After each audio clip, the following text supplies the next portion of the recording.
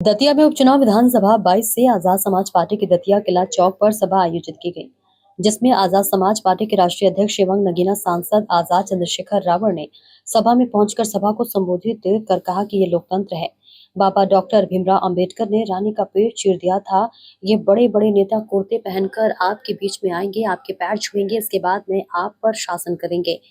अपने मत की ताकत को पहचानो। सांसद को सुनने के लिए हजारों की संख्या में लोग पहुंचे। सभा में दतिया विधानसभा प्रत्याशी दामोदर सिंह यादव मंडल ने कहा कि हमारे राष्ट्रीय अध्यक्ष कहते हैं कि एक बार सत्ता में आ जाओ, जो तुम्हें भिखारी बनाने का काम कर रहे वे खुद भिखारी बनकर तुम्हारे पास नतमस्तक हो जाएंगे। प्रत्याशी दामोदर सिंह यादव मंडल ने अपने निवास पर ली प्रेस वार्ता। देखिए दतिया से कमलेश कुमार साहू की रिपोर्ट।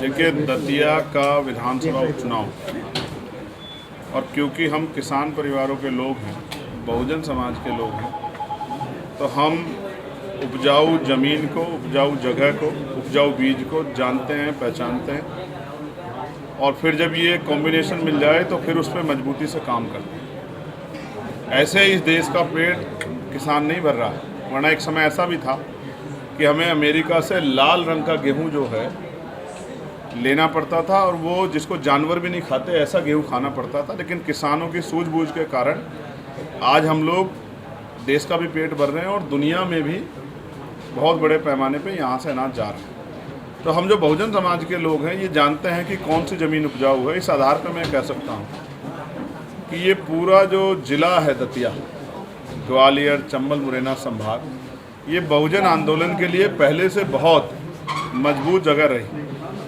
और इसी कड़ी में सेवता में हम लोग लड़े, लेकिन कुछ कम वोटों के अंतर से हम लोग विजय प्राप्त नहीं कर पाए। जिस दिन से ये परिणाम आए थे 2023 में, उस दिन से हम लोग जो हैं ये मन बना चुके थे कि भाई आगे हम लोग किसी भी तरह की कमी नहीं छोड़ेंगे, जो कमियां उनको दूर करके अपनी शक्ति बनाने काम करेंगे। और 2023 से अब तक तैयारी चल रही थी। अचानक से सीट रिक्त हुई तो प्रभारी जी ने, भाटी जी ने, प्रदेश अध्यक्ष जी ने, तमाम साथियों ने मुझसे कहा कि हमें मिलकर बात करनी। अगले दिन ये लोग मेरे पास आए और इन्होंने कहा कि हम चुनाव लड़ना चाहते हैं। मैंने इनसे कहा चुनाव लड़ना चाहते हो तो फिर ये भी तय करो किसको लड़ाना चाहते हो। तो पार्टी ने तय किया कि दामोदर भाई को लड़ाना है। दामोदर भाई ने कहा नहीं, मैं संगठन काम करूँगा, किसी और को भी आप चाहो तो लड़ा सकते हो। मैंने कहा कि नहीं, हमारे पास इस समय दावेदारी के तौर पे आप उस विधानसभा मजबूत साथी हो, आपको चाहिए कि आप जाओ और मजबूती तैयारी करो। सीट रिक्ति के बाद 3.5 महीने से ज़्यादा का समय हो गया, लगातार दामोदर भाई, उनके साथी, हमारी प्रदेश की टीम और जितने सीनियर साथी हमने यहाँ लगाए थे बूथ पे जोन बना के, सब ने घर घर जाके बूथ कमेटी, भाईचारा कमेटी और तमाम तरह के जो किसान मोर्चा, सारे संगठन बना के बहुत धीरे धीरे काम किया, जिससे कि विरोधियों को खबर ना लगे। और परिणाम ये है कि जहां दूसरी पार्टियां चुनाव लड़ने आ रही है, वहां आज़ाद समाज पार्टी की आज की रैली, आज का जो है ये महाजुटान इस बात का प्रमाण है कि यहाँ माहौल आज़ाद समाज पार्टी के फेवर में है। और आज़ाद समाज पार्टी का पहला विधायक दतिया से भाई दामोदर मंडल जी के रूप में जीत के जाएगा। ऐसी पार्टी की सब लोगों की इच्छा है और सब लोग इसके लिए संघर्ष भी करेंगे। हम लोग भी इसके लिए मोर्चा बना चुके हैं और हम लोग इस पर आके काम भी करेंगे। आज़ाद समाज पार्टी होते ही कई पार्टी के गर्त में चलेंगे, क्या कहना चाहेंगे इसको? नहीं, ये तो कभी कभी जो है हम ऐसा, जब किसी नई शक्ति का निर्माण होता है तो पुरानी शक्तियों को पीछे हटना ही पड़ता है। कभी ज़रूरत होती है, कभी मजबूरी होती है। आज समाज की ज़रूरत है, बहुजन समाज के लोगों पर यहाँ अन्य अत्याचार हो रहा है, आप भी देख रहे हैं, कहीं चोटी काट दे रहे हैं, कहीं जो है आप समझिए कि जहाँ बेटियों को देवी माना जाता है वहाँ कथा से लोधी और कुर्मी समाज की बेटी को अपमानित करके निकाल दिया जाता है। कहीं पे यहाँ देखिए आपके सामने है, कुशवा समाज में जो भी नौजवान आगे बढ़ता है उसको किस तरह से उसकी हत्या कुछ दिनों बाद हमें देखने को मिलती है।